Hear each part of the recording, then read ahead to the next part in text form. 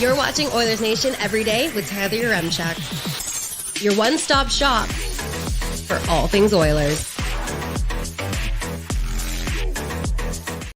Leon Draisaitl is going to be an Edmonton Oiler for his entire career. Let's get into it with the lead.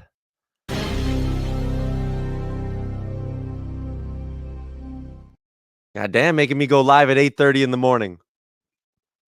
Just spilt coffee all down my leg. Welcome into Oilers Nation Every Day, live from the Sports Closet studio. Check them out online at sportscloset.ca. The Edmonton Oilers have made it officially official. They have signed Leon Draisaitl to an 8-year extension that comes with an AAV of $14 million. The deal is done. The deal is signed. I heard Leon Draisaitl. I believe he flew back into Edmonton on Friday, and as expected, it took very, very little time for this thing to get finalized. It is, and who knows the minutia of the contract itself. We saw Seth Jarvis over the weekend sign a deal with deferred money. We don't know if that's happening right now with Leon Draisaitl, but all that matters is that it is an 8-year deal, and he will be an Oiler until he is 38 years old. A massive piece of business to get done, and excited to go live here to discuss the show. Welcome in, everybody. I know it's been a long time since we've done one of these as well, so hope you all had a good long weekend. Hit us up in the Greta Bar Yeg YouTube chat with your thoughts on the deal. And don't worry, yes, Liam will be around soon. He's just driving into the office right now, but Liam will be around too, and we'll break this whole thing down. The Edmonton Oilers, Jesus. I got bit hard by this one from Sailor. Yikes. That's a tough look for me. I was also on a golf trip all weekend, so I'm not exactly the most clean-shaven individual in the world right now, but we're going to break it all down, everything pouring in as Draisaitl officially signs. You guys were fired up in the chat, Sean, with a nice LFG for our first comment. Colton's in with just a handful of exclamation points. Dry got signed. 8.5 by 8 from Vern. Yeah, I mean, listen, people, I get there might be some people who kind of scoff at the money on this thing here and go like, whoa, he's the high by AAV. Leon Draisaitl is the highest paid player in the NHL right now. And I think some people are going to maybe roll their eyes on that a little bit and be like, well, he's not the best player. This is happening in every sport right now. I mean, go look at the NFL. I mean, is Jordan Love not getting like the biggest contract for a quarterback? This is just the way it's going now that the salary cap's going to keep jumping up. And Leon Draisaitl played on, a good contract for the last however many years, 8 years of his career, right?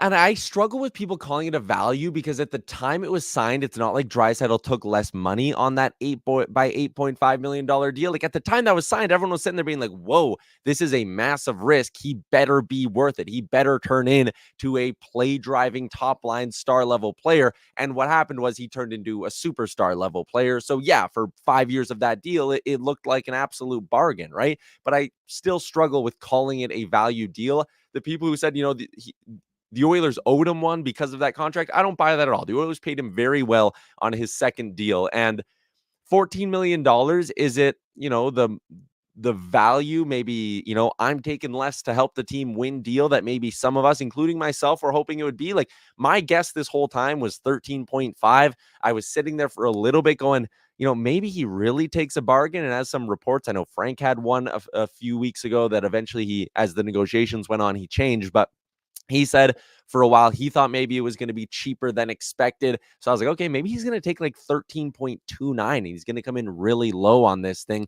But again, let's be honest, this is hardly a negotiation. If you're the Edmonton Oilers and you're in the spot that you are in right now, and Leon Draisaitl says, I want $16 million. You don't sit there and not sign Leon Draisaitl because he wants an extra $2 million. Like, in a way, he had a bit of a blank check in this situation. So $14 million is still good because, again, if you wanted to squeeze Leon Draisaitl, like, walk down that path, he heads into the season without a new deal. He maybe goes through the next year's playoffs and into next summer, and you risk losing him a year before his best friend Connor McDavid is also scheduled to hit unrestricted free agency, and you're just not going to run that risk. So, I give basically every side a ton of credit in getting this deal done quickly and with no drama.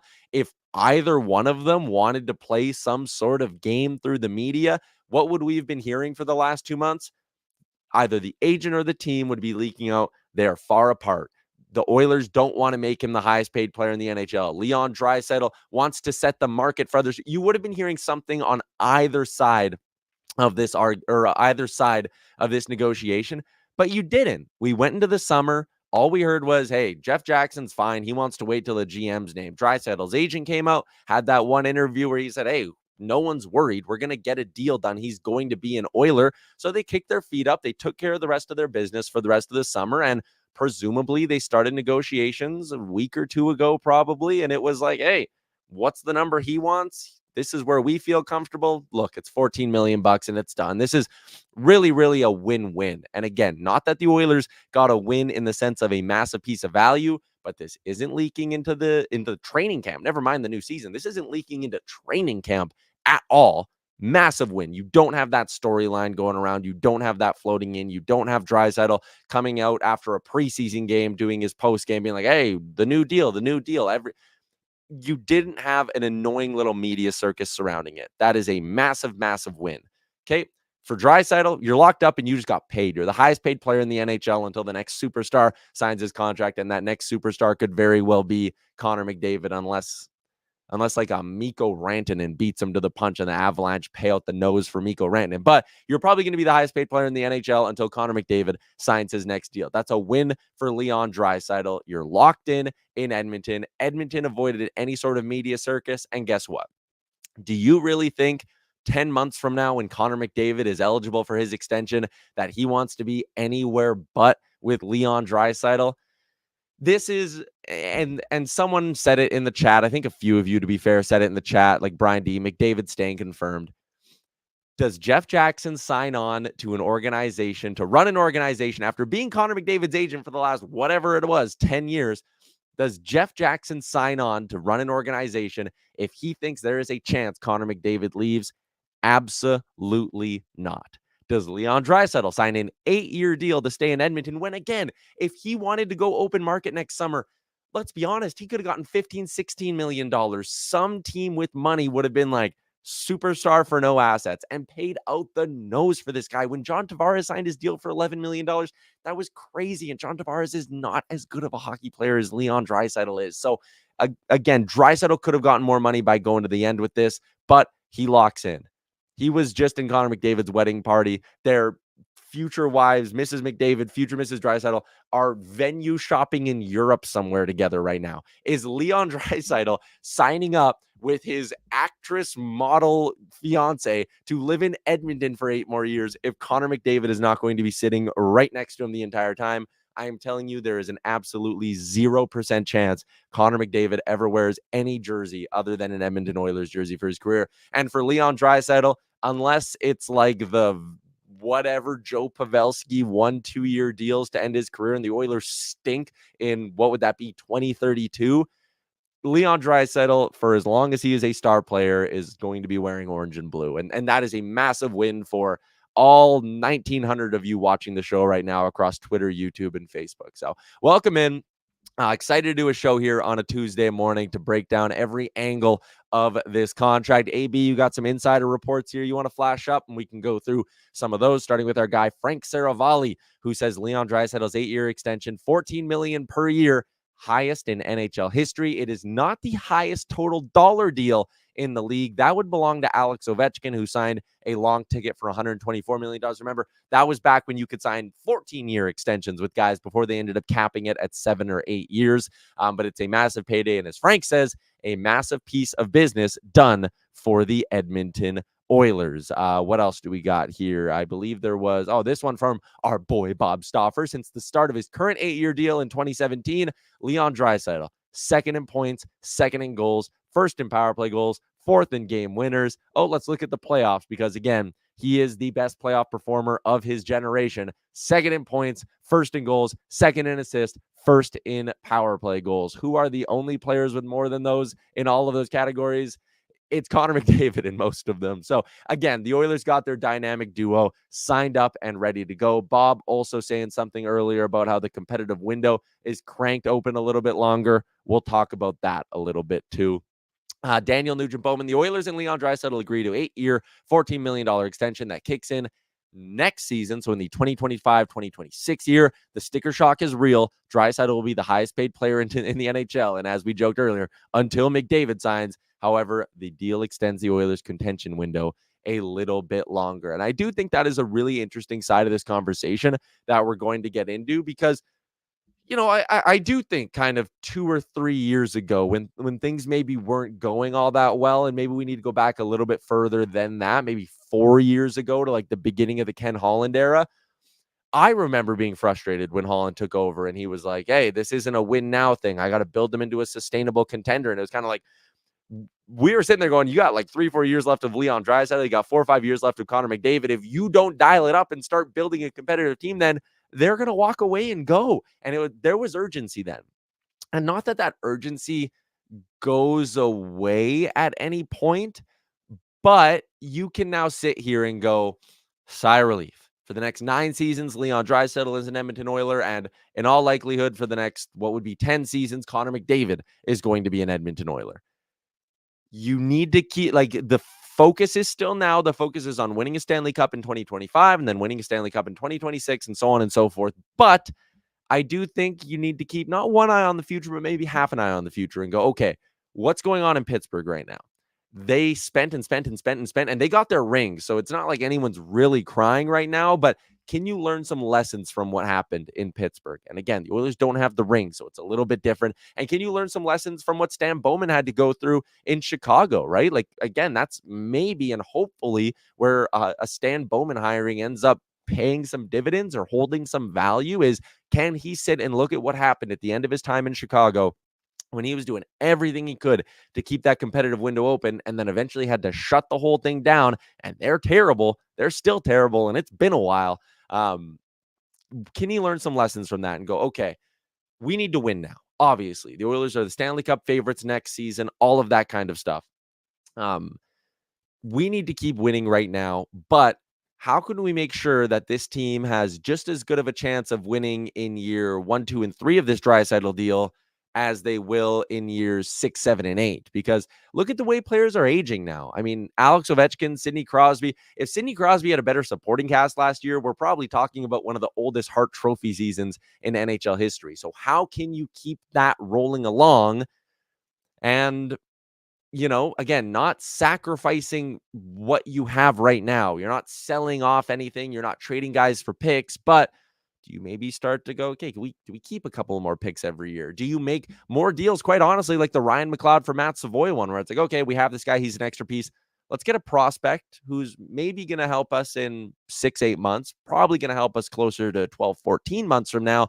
But we think he's going to be a guy in our top 6 for a decade. Can you make more deals like that? I think is kind of the question. And Brian says it's good drafting, and it is imperative for the Oilers to hit on some late round picks. I mean, not exactly a late round pick, so maybe not the best example, but like, look at some of the names that allowed Pittsburgh to go win that last Stanley Cup they had, right? When you're talking about Jake Gensels and Brian Rusts and names of that nature, like, those are the kind of moves, drafting players like that who are going to come in and complement your big guns, that'll keep everything kind of keep your window open for as long as possible. So let's get to a few more questions here. There's quite honestly a lot of angles to get to on this one. Pierre LeBrun has a little bit more on the structure of the deal. LeBrun says the Draisaitl contract is front loaded, includes full no movement clause throughout. Like you're ever going to want to trade Leon Draisaitl. Both sides agreed to the bigger parts of the deal late last week, some finishing touches over the weekend. Draisaitl made sure to get a lot of information this summer en route to this massive decision. Wants to win in Edmonton. Let's run that line back there one more time. Draisaitl made sure to get a lot of information this summer en route to this massive decision. I'm pretty sure he spent close to every waking second of his life with Connor McDavid for the last 2 months. So you can go ahead and take a stab at what you think that information he was looking to might be. Draisaitl dropping a quote as the Oilers put out their press release. The Oilers putting out a quote in this one. I believe it's from Stan Bowman. He says, Leon's commitment to our team, our city, and our fans cannot be overstated. His desire to bring a Stanley Cup title home to Edmonton is central to everything he does. So Let's leave that up. Just leave that one up. Let everyone really soak in what a nice little sentiment that is. That's nice. That's very good. Nate Owie, what's the AAV? It is $14 million.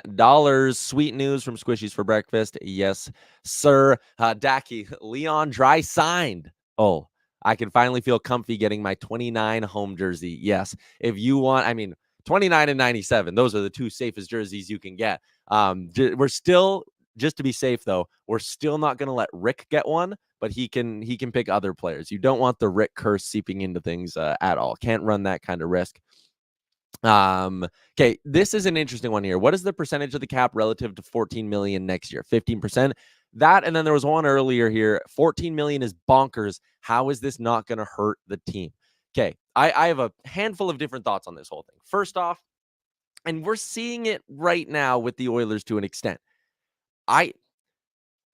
I'm not putting it on the star players to take discounts for the worst players to join the team. What the way you need to think about this is by getting Draisaitl, and also again back to the beginning of this whole thing. $14 million is not that much of an overpay. He deserves to be the highest paid player in the NHL for a stretch. Look at the numbers that Bob put out there. Draisaitl deserves $14 million. And if he would have gone to the open market, you can bet your ass he is getting more than $14 million. Okay. Largest contracts in NHL history. He now sits comfortably between Alex Ovechkin and Shea Weber. Alex Ovechkin has been worth double that to the Washington Capitals, and Shea Weber, while he didn't spend the whole thing with Nashville, ends up going to Montreal, and he had to go on LTIR, but for the duration of that deal, he was one of the best defensemen in the NHL. Sidney Crosby is Sidney freaking Crosby. Paying these guys here has never bit a team in the ass. Like, paying bona fide superstars, faces of your franchise, boatloads of money works. It is smart because you know what? When you have Draisaitl and McDavid, even if they're a little bit more expensive than you want, what do you get? You get Adam Henrique coming in at $3 million when he maybe could have gotten $4 million somewhere else. You can find Corey Perry comes in last year. Think of the first time Evander Kane came through. Like, you got those players because of the presence of Leon Draisaitl and Connor McDavid. By having the bona fide superstars that every year give you a chance at winning a championship, you then get the value deals that come with it. Now, again, they're not all perfect. It also got us Connor Brown and the $3.25 million bonus that we're on the hook for this year, that the Oilers are on the hook for this year.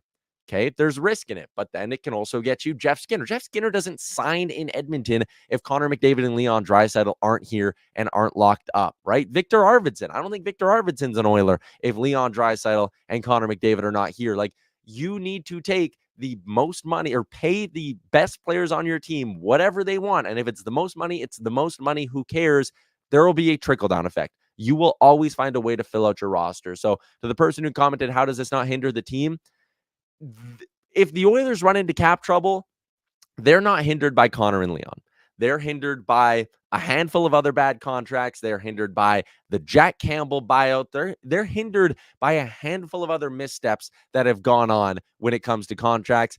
But I promise you, 4 years from now, you will not be sitting here as an Oilers fan going, damn, they should have squeezed Draisaitl and tried to get him for 12. Because if you tried to squeeze Draisaitl and get him for 12, he signs in Los Angeles for 16, and you don't have the player. And you're not replacing Leon Draisaitl on the open market until another Leon Draisaitl pops up, and that rarely ever happens. So again, you pay him to stay. Austin's in on the Facebook. Pay him to stay. That's the key. Absolutely. You pay them to stay. And you know, if you want to sit and point to some other superstar contracts, the first Stamkos extension, Kucherov, some of those guys, the Oilers also they have some things working against them. I love Edmonton. I'll never leave Edmonton. But you don't get the tax-free break that a Florida or Tampa does. You don't get the living in New York, living in LA that some other organizations get to flaunt. And if you don't believe that's appetizing for players, I don't know what to tell you.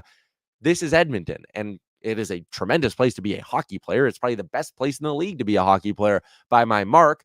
But you have some other natural things working against you. I'm sure there were some days in January and February over the last 6 years where Draisaitl's out there and went, holy shit, I could play in LA, I could never. Connor McDavid's paying for a heated driveway. You don't think there's a part of him that's like, maybe I could go somewhere where I don't need a heated driveway. Like, you got to pay to keep these guys here. So again, that is where I keep coming back. And I know a lot of you have made this point in the YouTube.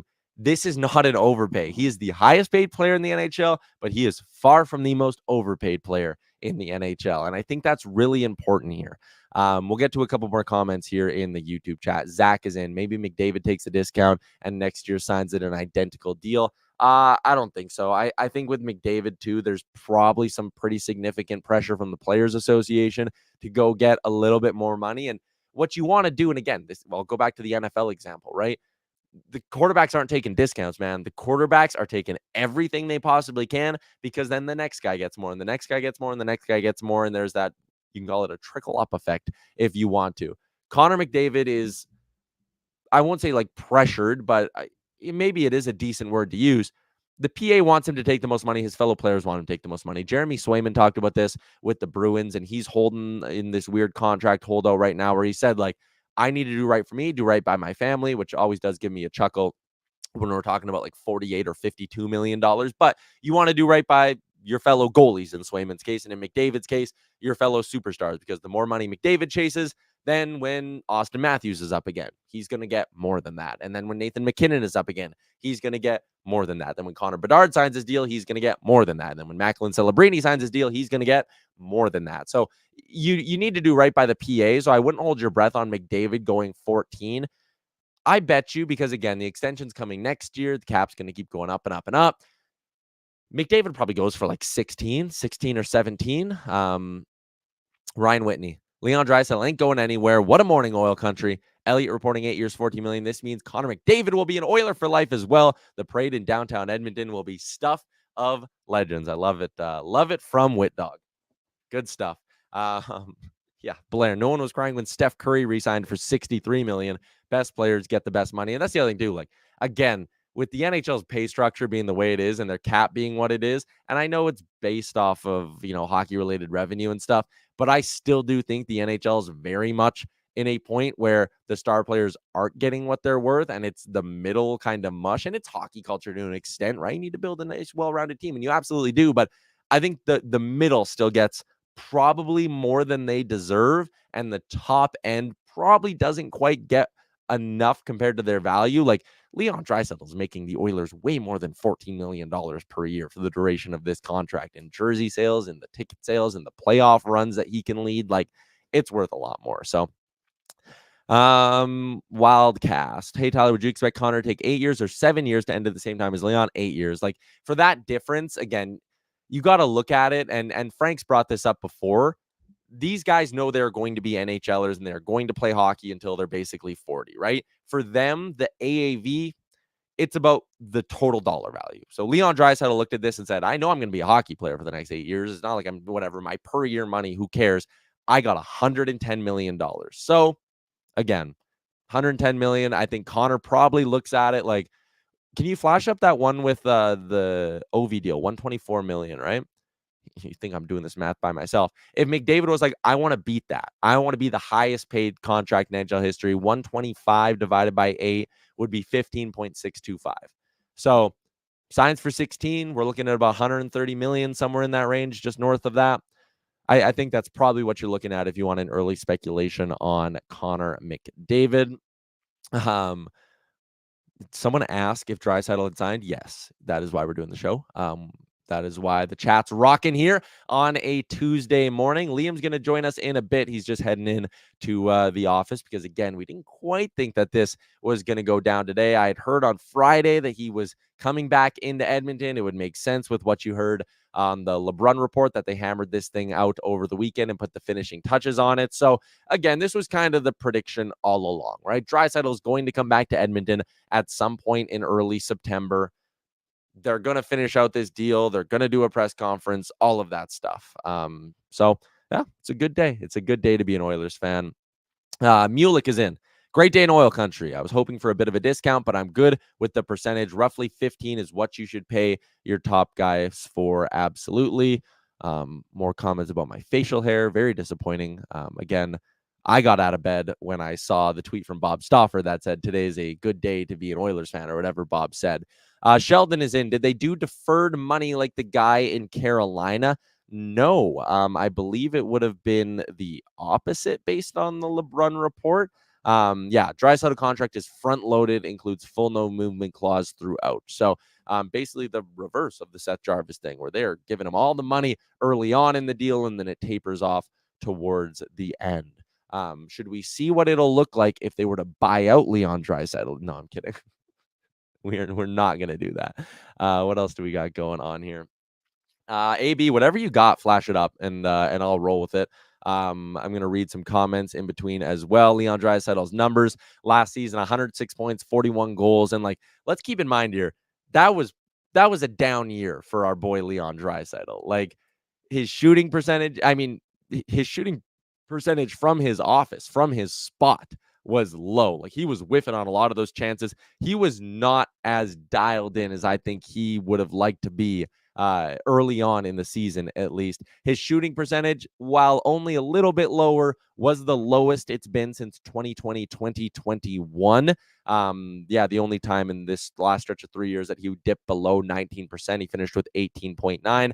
So again, if Leon Draisaitl, who on average takes about 200 to 300 shots, 2 to 250 shots a season, if that shooting percentage goes back up to, 21% like it has been in the past, right around 20%, like he's knocking home another solid chunk of goals. He's a 50 goal guy if his shooting percentage is where it usually is. So he just resigned. You're talking about buyout. Yes, I'm always thinking about the future.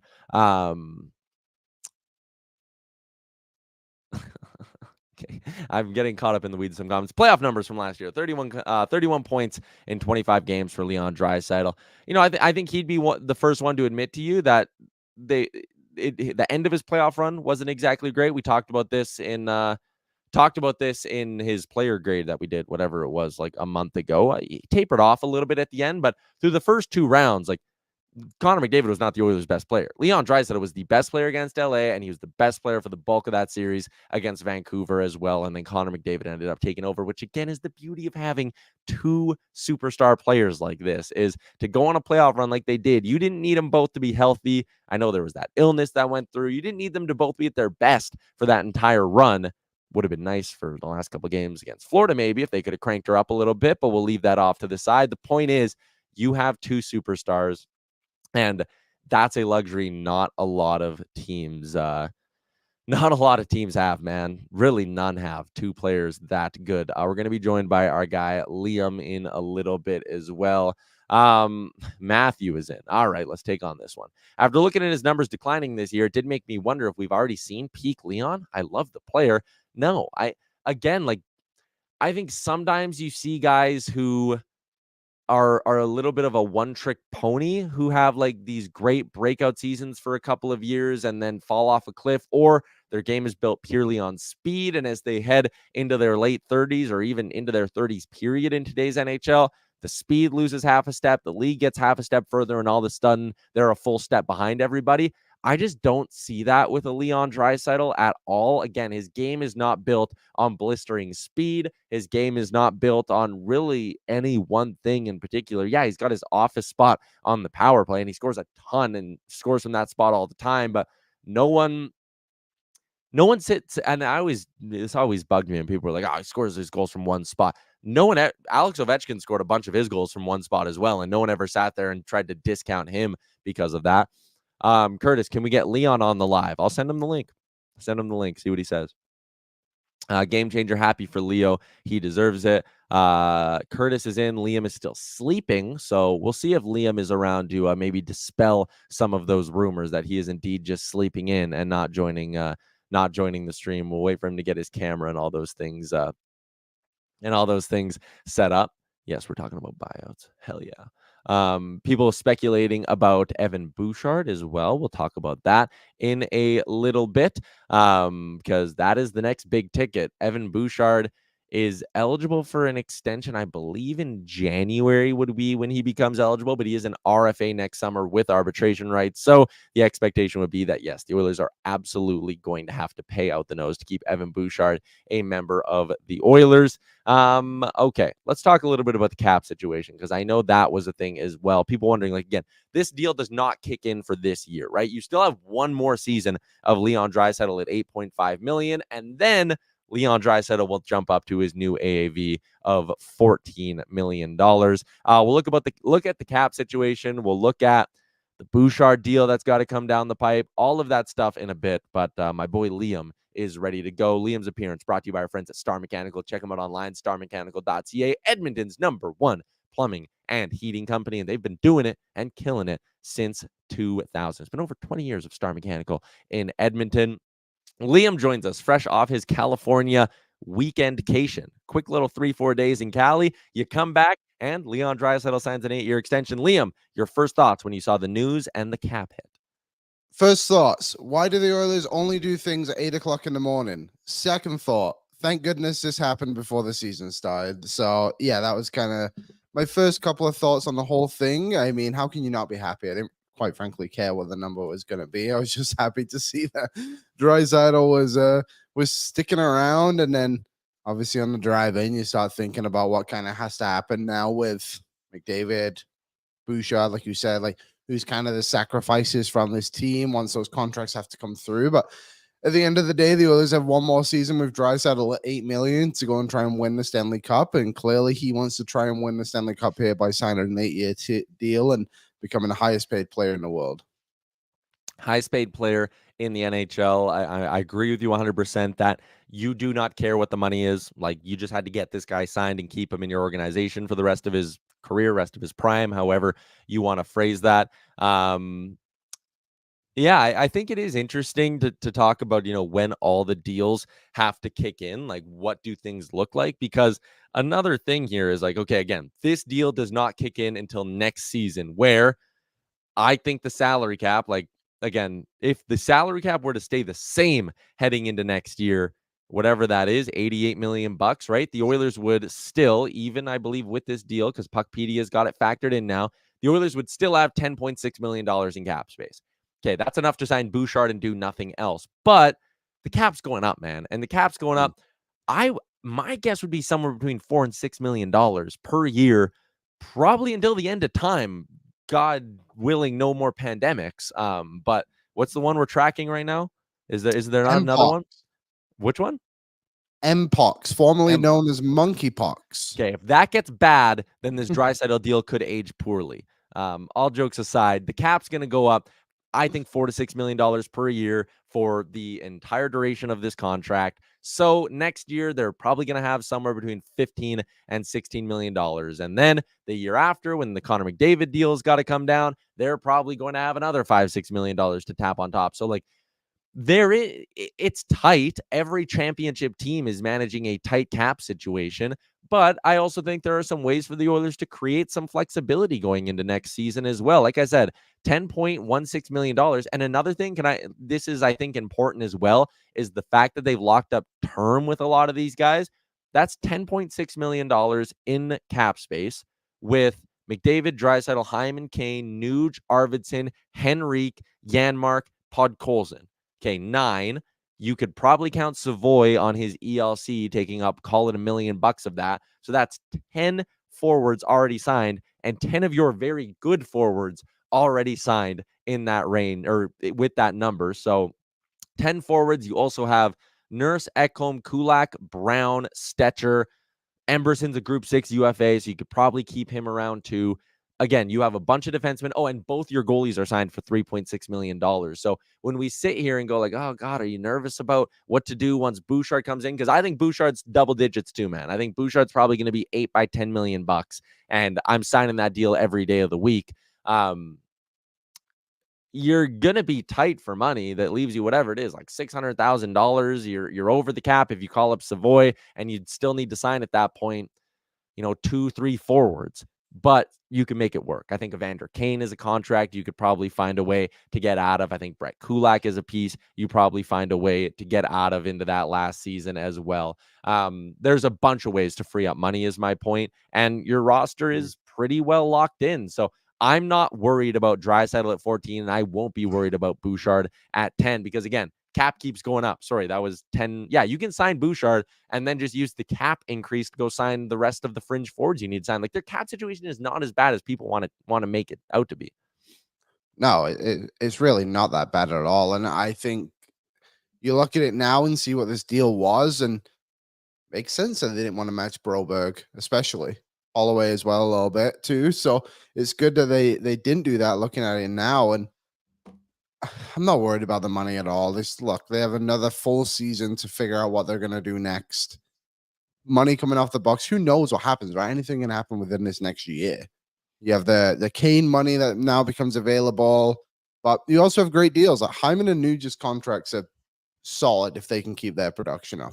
And then you just figure out the rest from that. It's nothing to be concerned about. And the way they were aggressive this summer too would probably indicate they're just going to continue to be this way under this new management regime. So they're going to keep finding these value deals here and there. Hopefully they can find a player like Jeff Skinner every year where they have that, a bit of oomph that they can bring to the lineup, but they need the 1 year prove me deal to those playoff teams as well. Hopefully it's not a Corey Perry situation every year, but I do hope they stay away from stuff like, I like Yaremchuk, don't get me wrong. Probably didn't need to sign into a 3-year deal, but it is what it is. And even guys like Perry too. Like hopefully they can kind of maneuver away from those kind of deals as the money does get tighter, but still very doable. And I really did butcher my explanation of their potential cap thing for next year. Again, with 16 players on the active roster, they would have $10.6 million, and that's without the cap going up. If the cap goes up, call it $5 million. They can give Bouchard 10. They could add Savoy to that. You have 18 players on your active roster, and you would still at that point have $4 million, somewhere right in that range of cap space that you can use to, again, sign support pieces, because the big guns, McDavid, Draisaitl, Nuge, Hyman, Bouchard at that point, Ekholm's still under contract. Both your goalies are signed. Like, you can go down the line there. They still have a ton of big spots locked up and a decent amount of flexibility to fill some little depth pieces all around the depth chart. So, not worried about that at all. Obviously, the Draisaitl extension does not affect the upcoming season's cap picture because it is an extension and he was not, a UFA or anything like that and holding out. So the Oilers are going to be able to make it work. They will always be able to make it work. And you brought up a great point. Hopefully they just find a Jeff Skinner every year, right? Last summer, it was Connor Brown. This summer, it was Jeff Skinner. But when you have Draisaitl and you have McDavid, if you consistently keep making runs deep in the playoffs, I don't think it's unreasonable to say every year the Oilers will have a reclamation project somewhere on their roster. And that's a good spot to be in because they aren't that expensive and the upside is there. And listen, I said this earlier, Liam, sometimes it works. Sometimes it works beautifully.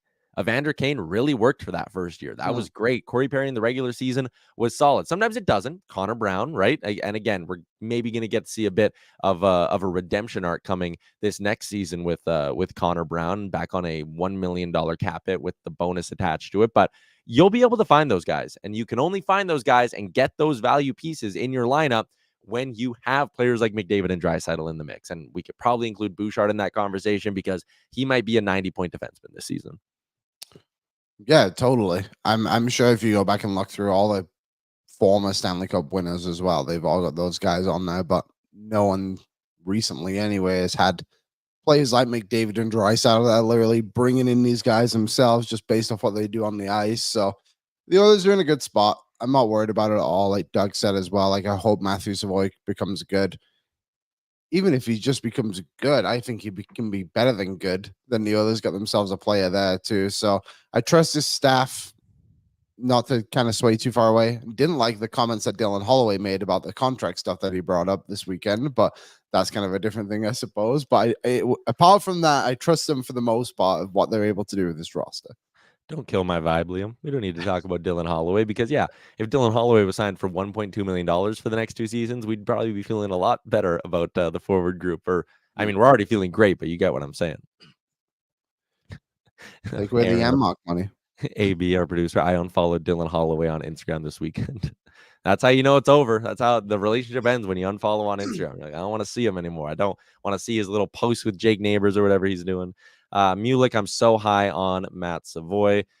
Gord is in. Guess who else is a UFA next year? Skinner. If he's as good as Oilers fan hope, he's going to be worth north of 5. Here's the beauty of it, though. If Jeff Skinner comes in and scores 40 goals and San Jose is like, we're going to give you 5x5, you shake Jeff Skinner's hand and you say, appreciate the run. Thank you for the 40 goals. Maybe we got a nice piece of jewelry. We'll give you your cup ring when you're back in Edmonton with the Sharks and enjoy your $25 million, big guy. Like, if there is a world where Jeff Skinner is worth a long-term or multi-year deal worth north of $5 million, it's because the Oilers got an absolute home run in their 1-year, $3 million deal with him as well. So again, like, we're talking, Stuart. We're talking about Stuart Skinner. Oh, well, yeah, that Skinner's going to need a lot of money, but that's 2 years away. We'll deal with that when we get there. Again, the cap's going to keep going up. Yeah, it's fine. Hopefully, How did Stuart Skinner doesn't sign for San Jose. How did I get that confused? Guess who else is a UFA? No. Guess who else is a UFA next year? Skinner. If he's as good, that was Jeff, wasn't it? We're talking about Jeff. It has to be Jeff. Stuart Skinner's not a UFA for 2 years. Yeah, he's a 2 years. So we've Jeff got this year. Yeah. Or whoever was asked. We've got this year and next year with Stuart Skinner at 2.6. And then, yes, you're going to have to pay Stuart Skinner. What could the raise be? I mean, yeah, I am probably higher on Stuart Skinner than a lot of people. I think there's a chance Stuart Skinner costs you $7-8 million to sign in 2 years. But again, by that point, like, if we really want to sit here and talk about the cap situation in 2026, 2027, Matthias Ekholm is off the books. That is $6 million cleared. If you bring him back as a vet, he's coming back for like $2 or $3 million. Like, it's not going to be an insane deal, I don't think. I don't think it's $6 million again. We'll put it that way. Okay. Brett Kulak is off the books at that point. At that point, you are definitely out of the Evander Kane money because he's a UFA. Yes, it would be the same year that McDavid's new extension would have to kick in, but then Arvidsson at 4 would be off your books. Henrique at 3 would be off your books. Still paying Matthias Janmark, still paying Jack Campbell. And the Campbell buyout money that year is 2.6, which would suck. But still, you have the flexibility to make it work. So, yeah, I'm just, again, the cap situation doesn't scare me as much as a lot of people want you to believe. Like, things will change in that stretch. Could the Oilers have to pay Stuart Skinner $8 million? Yes, but then just let me do the same exercise I just did with Jeff Skinner. Like, if Skinner is suddenly worth a $5 million deal as a UFA at the end of next season, you shake his hand and say, thank you very much. If Stuart Skinner is worth $8 million as a goalie and he says, that's how much money I want, then you pay him and you look at the rest of your roster and say, all right, we have a homegrown, I'm assuming at that point, top 10, top 5 goaltender who's probably in some Vezina conversations in the next 2 years. And you shake some other hands and say, Stuart, we're going to do whatever we can to keep you because you're a cornerstone piece. And at that point, you'd be hitting unrestricted free agency at 27 years old.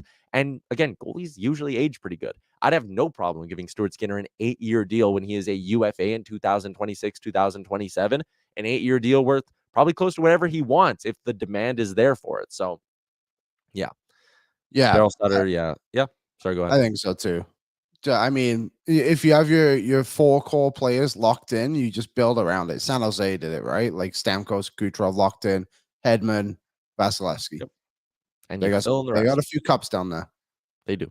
It's a good way to do business is keep the important core pieces and try to not fall in love with support pieces. And I mean, the Oilers probably too many times have done that, right? They've fallen in love with support pieces. And I do think, again, we can sit here and talk about maybe some lessons that we hope Stan Bowman learned from his time in Chicago, where it's like, yeah, take care of your superstars. And if you got to gulp and let some other guys go, then you gulp and let some other guys go. Like, I always remember it, totally different sport, but it's, I think, an important lesson to keep in mind. And it's still out in Chicago, but it's with what the Cubs had to do after winning that World Series, right? Like, the Cubs go in 2014, 2015, they win that World Series.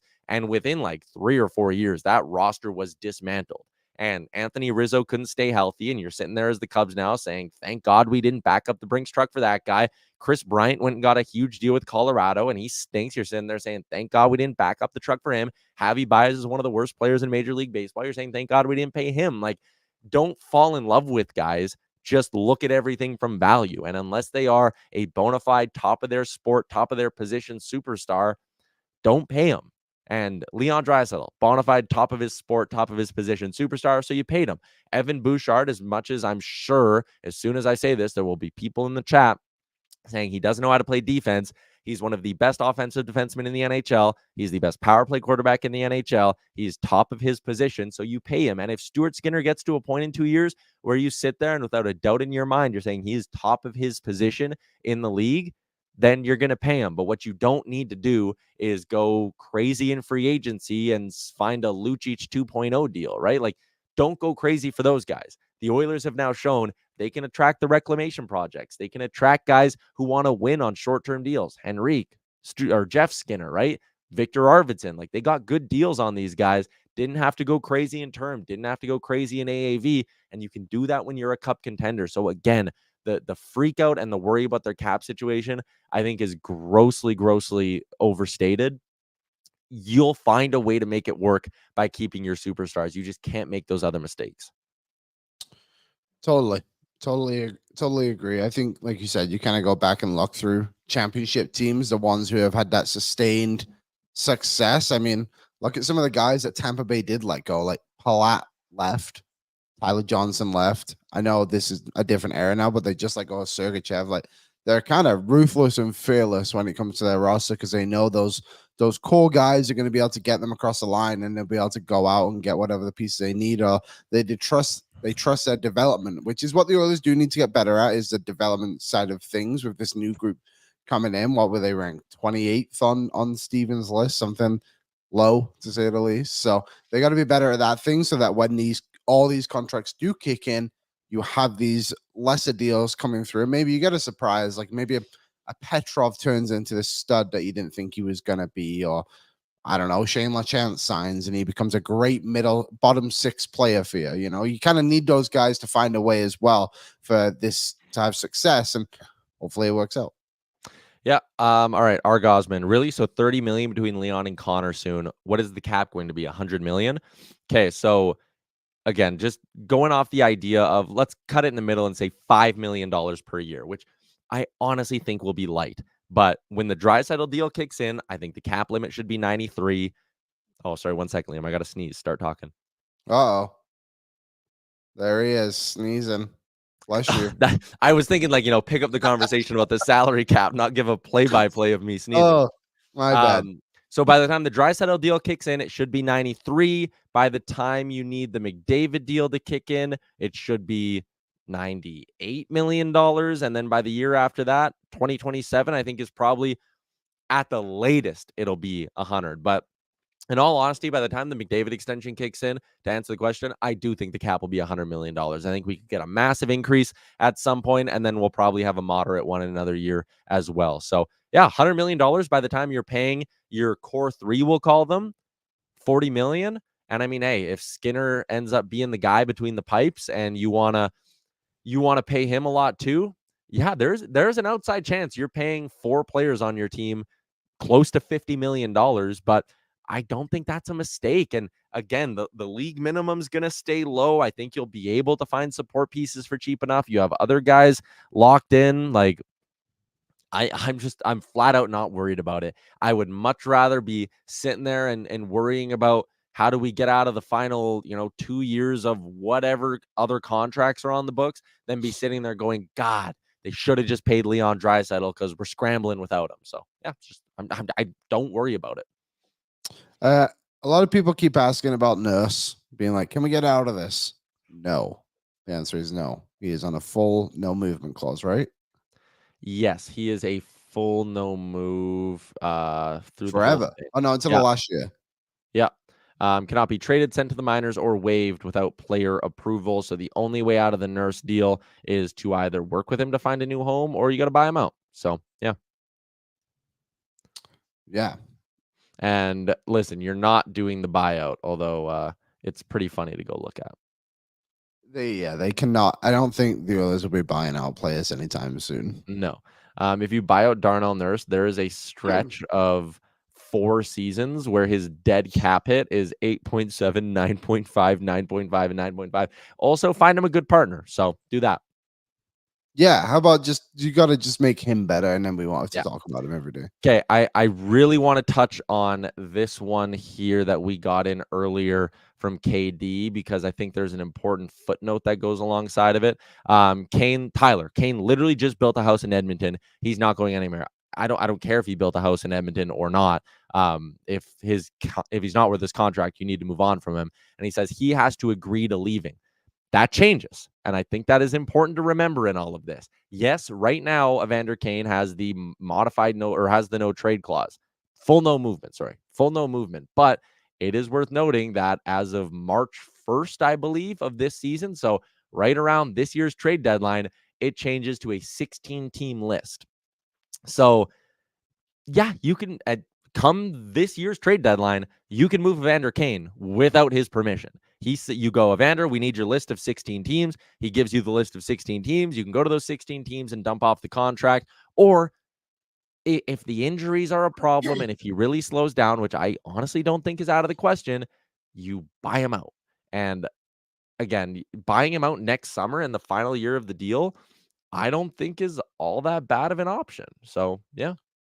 I think this is a good comment from PCE. Mark Fane also had a house in Edmonton. Look what happened. Did he get good value on the resale? That's all I care about. It's a Barry.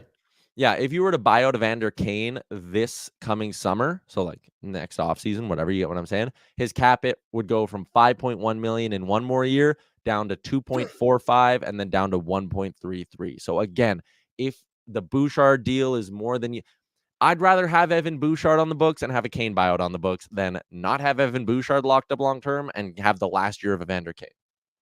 Not that you want to sign him to buy him out. Yeah, and I don't think you'd have to buy him out either. A 16-team no-trade list is far from a 10-team no-trade list because I don't think you can be, as predatory with your 16-team no-trade list. Like, and this is maybe more of a thing with goalies, but players can do it too. You can game that a little bit. If you have a 10-team no-trade list and you're Evander Kane, you could just sit there, pull up our friends at Puckpedia and go, okay, who doesn't have the money to acquire me? And you can rattle off a bunch of teams or who does have the money to acquire me. And you can just put like the Chicago, Anaheim, San Jose on your no trade list and be like, good luck moving me. 16 really changes that. Like, I think you'd be able to trade Evander Kane next summer. And again, that is if you need the money. That is if Evan Bouchard's way more than you think. That is if some other things break and you need to spend in certain spots, or you get a top 4 defenseman at the deadline that you love and you really want to keep around after that. You can make it work. And does he have a house in Edmonton? Great. Couldn't care less, quite honestly. He's been a fine Oiler. He's struggled to stay healthy. I'm hoping he can have a bounce back year when he's healthy this season, but that's not going to stop me from moving him next summer if it means keeping some other players. Tyler Mulick, plus players like Lavoie and other young prospects need to step up. Absolutely. Like we talked about having to draft well. Like at some point you need a Raph Lavoie to turn into an everyday NHLer. At some point you probably need a piece like a Ruby Jarventi or a Jaden Gruby or Noah Philp, who I know we're both high on. Like you need some of those guys to turn into bottom 6 pieces who for 2 seasons can be 3-4 seasons can be good complementary players at $1 to $1.5 million, where it's like impact piece in the bottom 6 who you don't have to pay out the nose for. And I think on the blue line, there's pressure on some guys as well to develop. You got your 2 big righties in your prospect pool with Bo Akey and Max Wanner. I think one of them's got to hit for you and turn into a top 4 piece. Sam O'Reilly, who they took in the first round.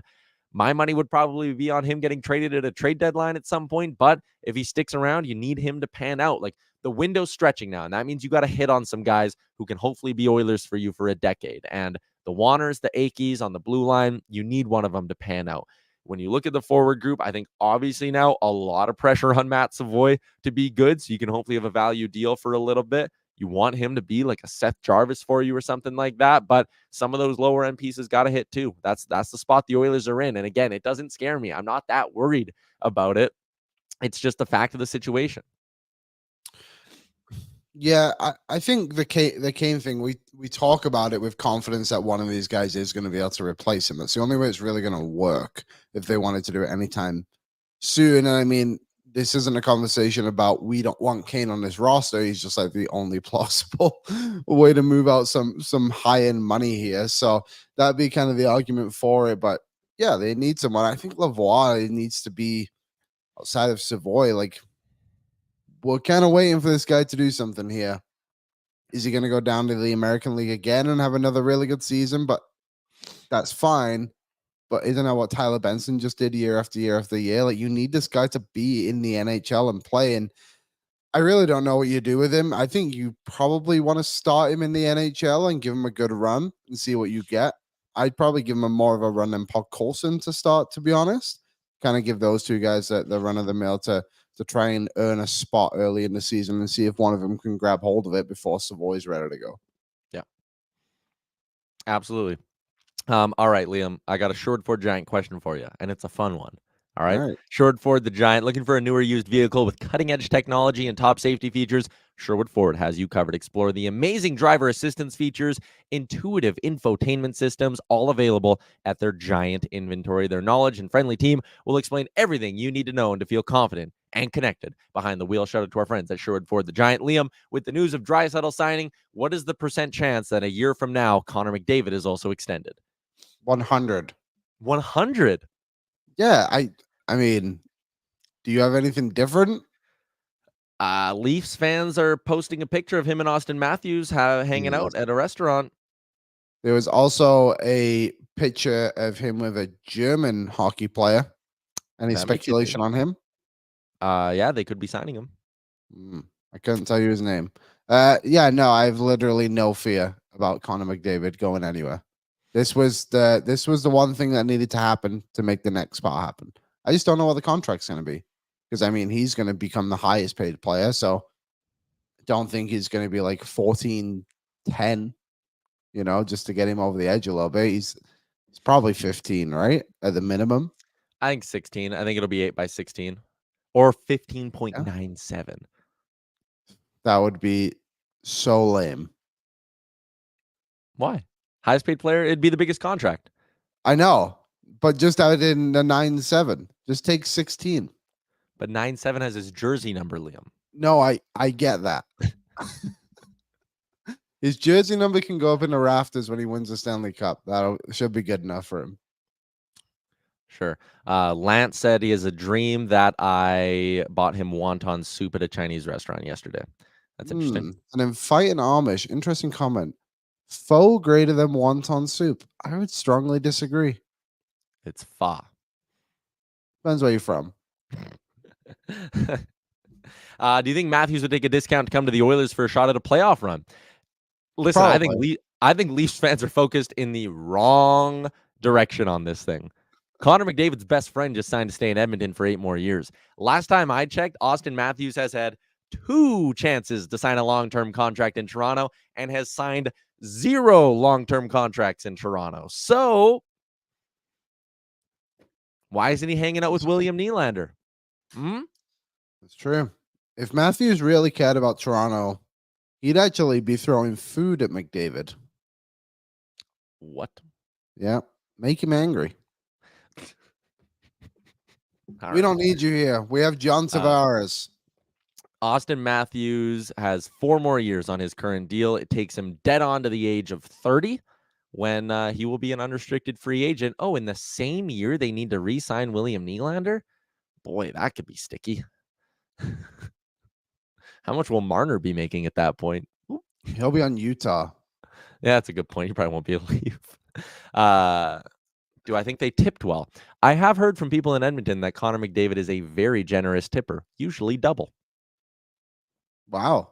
Yeah. That's good. I've actually heard that from multiple people who work in the service industry that or have kids that have worked in the service industry and have served him, that usually he just doubles his bill. Wow, that is nice. Don't ever expect that from me, folks. No. Healthy 22% if the service is good. 22? Well, if the service is good, you got it, because now they put the minimum at 18, so it's always 18, 20, or 22. So if it's good, you got to go 22. Custom 15%. Custom 5%. All right. What do you think? Podcasting is paying that much? No. Yeah, come on. I can't go to eat. Where's that super chat? Yeah, we need to start the super chat so Liam and I can start tipping more. All right. What else have we got going on here? Should we do Shop Cat? I'm not putting that out there. 22% is a ridiculous expectation. I don't know. I agree. The economy sucks. Here's what I'm hearing about Oilers trade. Oh, Liam's tips are here's what I'm hearing about Oilers trade targets. Listen, I would love to get Frank on the show quickly and talk about it a little bit, but I don't know. I didn't even text him, actually. I figured you and I could kill an hour, and we did exactly that, Liam. A big day Leon Draisaitl signs an 8-year extension with the Edmonton Oilers. We got a little bit more to get to today before we wrap up the show, including a little bit of talk for our friends at Bet365, where you can sign up today, get in on a huge range of markets, and use the promo code Oily Bonus. Liam, that promo code is Oily Bonus. Whatever the sport, whatever the moment, it is never ordinary at Bet365. Liam, the Edmonton Oilers, this is no surprise with the news of Leon Draisaitl signing, have stayed at number 1 on the Stanley Cup odds board, coming in at plus 800. Not a surprise. Again, the Oilers favorites to win the Stanley Cup this season, but there are a couple of bets you could get into with our friend Leon Draisaitl, including his odds of being the NHL's leading goal scorer next year. Liam, guess the line. What do you think the odds are on Leon Draisaitl to lead the Edmonton Oilers, to lead the NHL in goals next season? Okay, so Matthews would be 1, right? Mm-hmm. I'm assuming Matthews is probably even like under 100. Minus 110. Yeah, okay. I'm going to say Draisaitl is 4th on the list at plus 500. Close. He is tied for 3rd on the list with his teammate Connor McDavid, both at plus 800. Who's the other one, Kucherov or Pasternak? Past us plus 550. Kucherov's pretty far down, actually. They were plus 800? Yeah. I mean, it makes sense that the money's on Leon. To win the Hart Trophy, do you want to take a stab at what Draisaitl is? He's got 1 in his career. Yes, he does. I'm going to say plus 1,500. Close, plus 2,000. So 20-1 odds on Draisaitl to be the MVP. The only players higher, McDavid plus 160, McKinnon plus 600, Matthews 850, Hughes 1,100, and Kucherov 1,800, all rank above him as well. Bet365 has a lot of futures on the board. Regular season, player regular season milestones. That is where I wanted to go. Draisaitl, do we have 50 plus goals? What do you think the odds are on Draisaitl to hit the 50 goal mark next season? What was his odds to lead the league? Plus 500? 800? Yeah. I'll say the same. Plus 800. No, it is minus 110 to score 50 goals. Really? Yeah, he's minus 800 to score 40. That's crazy. What do they have the line at? I was looking at just like the milestone one. Player regular season points, player regular season goals. Let's find. That is interesting. Look how easy it is to navigate around Bet365. His over-under next year is 50.5, and you get plus 120 on the over. So don't take the 50 plus. Take the 50.5, get a little bit of extra juice on there. But yeah, for him to get to 51 goals next year is plus 120. That is interesting. And plus 800 to lead the league. Yeah. McDavid is 47. His over-under is 47.5. Jeez, Aaron, you got to put some money in your Bet365, my guy. Jeez. Yeah, come on, Aaron. College football kicked Aaron's ass. Yeah, win a couple of things. Tough. Yeah, come on, AB. All right, are we gonna do a show tomorrow? We should do a show tomorrow. Sure, I'm available. Or should we just do Tuesday, Thursday this week? Well, we have that fantasy draft on Thursday. Oh, our office fantasy draft is on Thursday. What time? Noon? Noon. Oh, okay. Well, yeah. Okay. We'll do a show tomorrow then. We'll do a show tomorrow. And we'll continue going along with things. Shout out to our friends at Bet365, by the way. Before we wrap up this show, Liam, how was your trip to LA?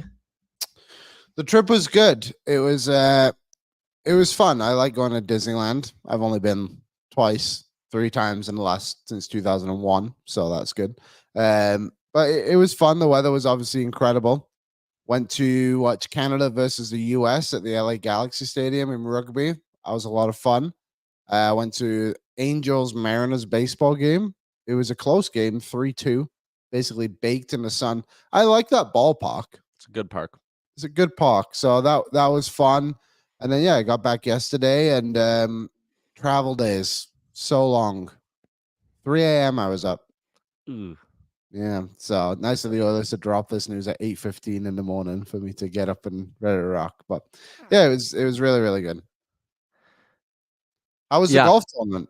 The golf tournament was a ton of fun. As always, shout out to our guy Ryan and his buddy Brad, who was an absolute beauty and could just hammer the ball. We finished the day at I think 13 under. So we were good. We had a really, really solid day. I holed out an eagle chip from 92 yards on a par 4. Wow. So that was fun. I'm That'll not. help. I think the usual suspects won. It was not Jay Chalmers in their ringer, so that gave me an immense amount of pride that they were not able to win. Did you guys do better than them though? No, we did not. They ended up beating us, but it was tight. It was tight. Okay, one other thing before we wrap up this show today. Oh, Team Pint won. Rick and them won. As you guys know, we were going to do a show on Friday morning from the golf tournament. We didn't end up doing that with the news of Johnny Gaudreau, and we obviously haven't done a show since then with the long weekend. Again, we weren't going to go live on Friday morning from the golf tournament after everything that happened and the way the hockey world was grieving. Just a senseless tragedy. Just beyond angering for him to lose his life the way he did. Heartbreaking for him, heartbreaking for his teammates, everyone in the hockey world, man, for Flames fans, for Blue Jackets fans, everyone. You just feel for him, for Gaudreau's family. Like, I mean, listen, there's no good circumstances, but then you read where, him and his brother on their bike, sister's wedding the next day, you read all that, just like, man, it kills you. It absolutely kills you. It's heartbreaking. And really, like, I don't have a lot to say on it because I don't feel like I'll add to the conversation, but your heart goes out for their family. It sucks.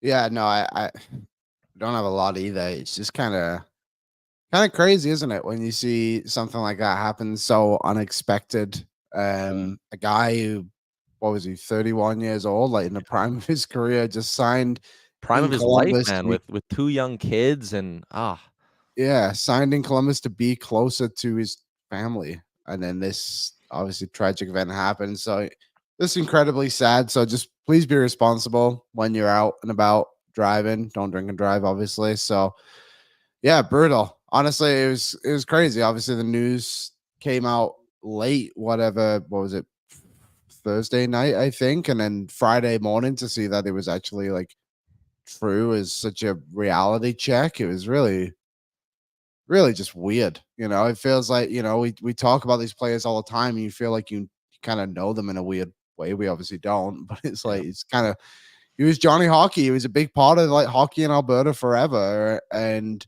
just, you never heard a bad thing about him. So just awful for him and his brother to lose their lives the way they did. And yeah, brutal. Yeah, like I said, I mean, you've all read the tributes and stuff like that, like just echoing all of that our hearts go out to the Gaudreau family. That is going to be a wrap on today's edition of the show. Thank you to everybody who tuned in for the last hour as well. I know we're ending it on a little bit of a somber note, but really felt like we had to send some love to the Gaudreau family and to our fellow hockey fans around the league as well. It is a very, very kind of, I don't know how to put it. It really puts things into perspective, man, and makes you kind of remember that, man, tomorrow is never a given. And especially with, like I said, with the situation and what was going on in his family at the time, like just brutal. So anyways, thoughts and prayers to the Gaudreau family. We're going to wrap things up on that note. We'll be back tomorrow. We'll continue talking a little bit Leon Draisaitl. We'll be back in the office as well. So we look forward to seeing everybody in the YouTube then. Everybody enjoy the rest of your Tuesday. Thank you for watching Oilers Nation Every Day. Hit the subscribe button to never miss a show. And for more, visit OilersNation.com.